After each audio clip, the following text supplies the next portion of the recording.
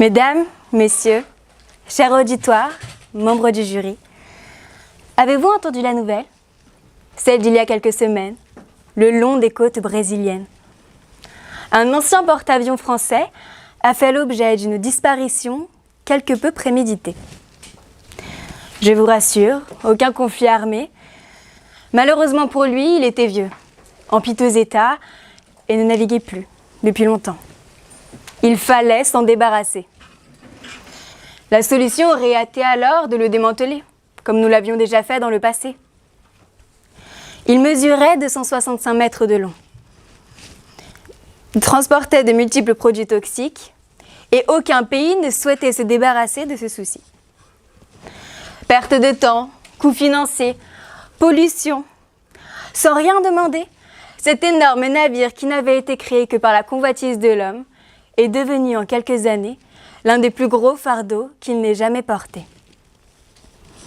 Vous vous en doutez sûrement, la seule solution a été de le couler. Loin, très loin.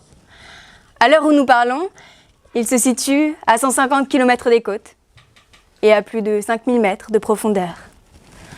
Comme si le fait de le jeter le plus loin possible allait passer sous silence le fait que pour se débarrasser d'un problème qu'elles avaient engendré, ces personnes se sont contentées de fuir leurs responsabilités. Vous est-il déjà arrivé à vous, quand un gigantesque problème survient, de tout lâcher, de tout abandonner, de jeter le bébé en même temps que l'eau du bain? Farouche expression, n'est-ce pas? Qui n'a jamais voulu ne plus avoir de soucis, pouvoir se débarrasser d'un problème tranquillement? Tout le monde, moi la première. Toutefois, il y a des façons de s'en débarrasser. Jeter le bébé avec l'eau du bain. Je sais, ça a dû vous faire tilter, moi aussi. Et pour éviter que certains n'aient d'éventuels soupçons sur mes antécédents judiciaires, laissez-moi vous expliquer cette familière expression. Il n'y a pas si longtemps encore, jusqu'à la fin du 19e siècle, se laver, ce n'était pas très courant, et l'accès à l'eau potable assez restreint. Il était d'usage alors de prendre son bain en fonction de la hiérarchie familiale. Lorsque l'eau, la vasque, était claire, limpide, propre, tout simplement. C'était le père de famille, le chef, qui se lavait en premier. Venant ensuite les aînés, puis nous, les femmes, et pour finir le bébé.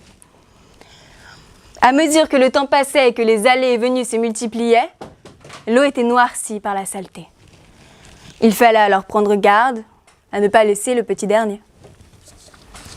Le bébé, celui dont on s'occupait en dernier. Ce petit être fragile, mais criard et pas très débrouillard. Son passage au bain était celui qui demandait le plus de vigilance, mais qui en réalité débordait de négligence. Tout comme l'ordre de passage dans la salle de bain, nous aussi, nous avons une tradition. Celle de repousser les choses qui nous font peur, les choix dénués de douceur. Nous commençons souvent par les choses qui nous prennent le moins de temps, qui nous demandent le moins d'efforts, quitte à arriver à la fin de la journée avec une montagne de cours à trier ou des dizaines de coups de fil à passer. Mais certains d'entre nous sont forts. Ils arrivent dès le lever à se concentrer sur la tâche la plus compliquée de la journée. Pourtant, cela paraît simple. Nous savons que nous allons en pâtir in fine. C'est censé alors de s'en occuper dès le début. Enfin bon, maintenant vous le savez, faire simple, c'est ce qu'il y a de plus compliqué. Tout est une question de volonté. La difficulté n'est rien quand nous sommes dévoués. Imaginez alors tout bêtement une muraille, un mur de fatigue qui se dresse devant vous. Certains vont essayer de l'escalader. D'autres vont tout bêtement se retourner. C'est ironique. D'un côté, nous adorons pimenter notre vie avec des choix qui nous semblent cornéliens, et de l'autre, nous abandonnons si facilement, en remettant tout sur le compte de l'oubli ou du débordement. Alors, quitte à ne pas assumer, autant ne pas se lancer dans des projets emplis de difficultés. Soyons courageux, assumons, occupons-nous de ce bébé. Sérieusement, faire mine d'oublier pour faire comme si rien n'avait existé. Au stade puéril où nous en sommes, mettons nos mains devant les yeux, et c'est vrai que le souci disparaît. je suis cachée. Enfin, je l'étais. Je ne suis plus là à plaider devant vous. Mon problème s'est envolé. J'ai décidé d'abandonner et de jeter l'eau du bain avec le bébé. Il y a beaucoup d'égoïsme dans le fait de tout lâcher, sans regarder ce qu'il se passe à côté. Je n'imagine même pas à quel point vous auriez été triste que j'arrête de parler. En revanche, ce que je sais, c'est que la conséquence de mon abandon aurait été plus importante que celle de ma ridiculisation.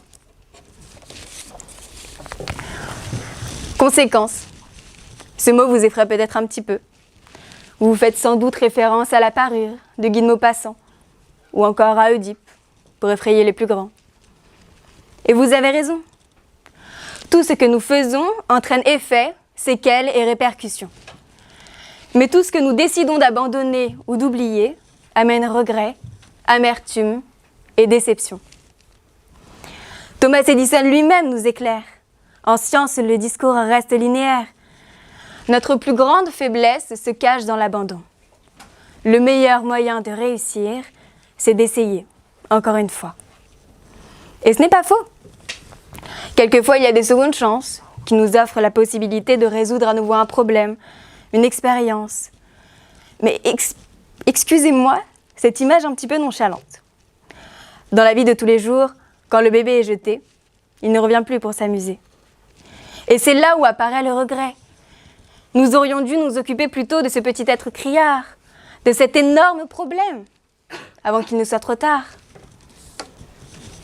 D'ailleurs, sans ne plus parler de bain, nous retrouvons encore aujourd'hui cette eau aussi sale que celle présente dans la vasque.